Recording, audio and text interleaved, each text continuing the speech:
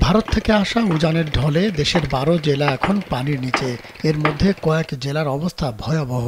দুর্গম এলাকায় পৌঁছাচ্ছে না ত্রাণ। নিচু অঞ্চলে তীব্র খাদ্য ও বিশুদ্ধ পানির সংকটে হাহাকার দেখা দিয়েছে।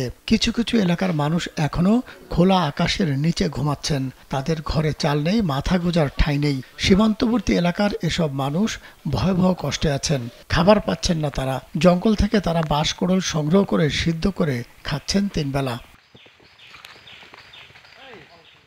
এমন অমানবিক ঘটনা ঘটেছে বাংলাদেশ মিয়ানমার সীমান্ত ঘেঁষা কিছু এলাকায়। জানা গেছে, গহীন অরণ্যে বসবাস করা ওইসব বাসিন্দারা নিজেদের চাষাবাদের উপর নির্ভরশীল।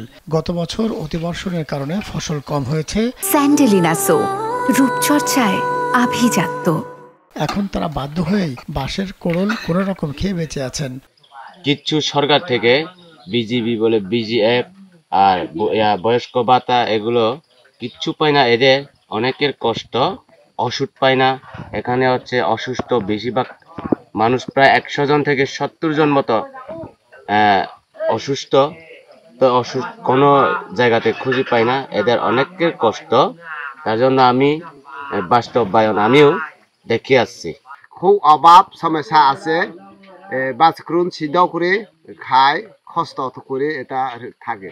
ঘটনাটি বান্দরবানের থানচি উপজেলার দুর্গম পাড়া এলাকার। এটি মিয়ানমারের সীমান্তবর্তী একটি এলাকা। কয়েকটি পাড়ায় দেখা গেছে খাদ্য অভাব তীব্র হয়েছে। থানচি উপজেলার কালবালার প্রতিনিধি জানান, উপজেলার মেহনাক পাড়া, বুলু পাড়া সহ ৬৪টি পরিবার এখন বাঁশকুড়োল খেয়ে বেঁচে আছে। লাকপাইং পাড়া, মেনহাট কারবারি পাড়া, আমরা ২০ পরিবার তাকে আমরা বাদ না খেয়ে ৩ মাস থাকছি। আমরা ধান নাই, চাউল নাই, আমরা রান্না বাছক্রুন রান্না করে এমনি খাই। আমরা অনেক সমস্যা।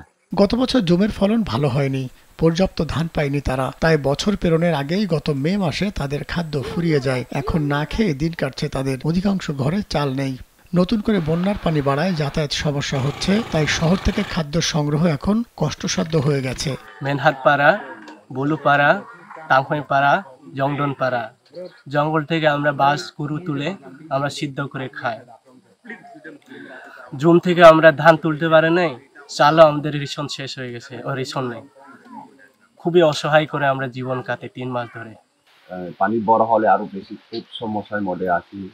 থানচিও যাওয়ার মতো আমাদের সমর্থন নাই, টাকা পয়সা নাই, এই জন্য খুব কষ্টের মধ্যে আছি। সরেজমিনে গিয়ে দেখা যায়, কাঁচা ধান চুলায় সিদ্ধ দিয়ে তারপরে শুকানো হয় চুলার উপরে। পরে চাউল মাড়াই করা হয় ঢেঁকিতে। এক পর চাউলের সাথে বাঁশকুড়োল সিদ্ধ দিয়ে খাচ্ছেন তারা।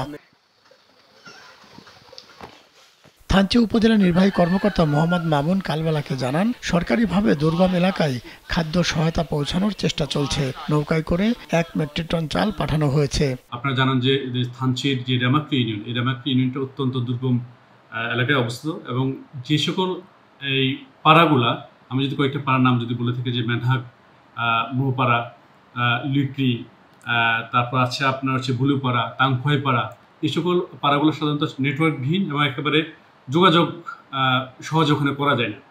তো আমরা আপনাদের কাছ থেকে আমরা জেনেছি যে ওখানে বেশ কিছু পরিবার রয়েছে যেখানে খাদ্যের ঘাটতি রয়েছে। তো আমরা গতকালকে আমরা সংশ্লিষ্ট চেয়ারম্যানের সাথে যোগাযোগ করেছি এবং আমরা আজকেই দুপুরের পরে 2টি বোটে করে 1 মেট্রিক টন চাল আমরা ওখানে পাঠানোর ব্যবস্থা করছি এবং সেটি আজকে দুপুরের পর এটা রওনা দিবে। মাহমুদ সোহেল, কালবেলা।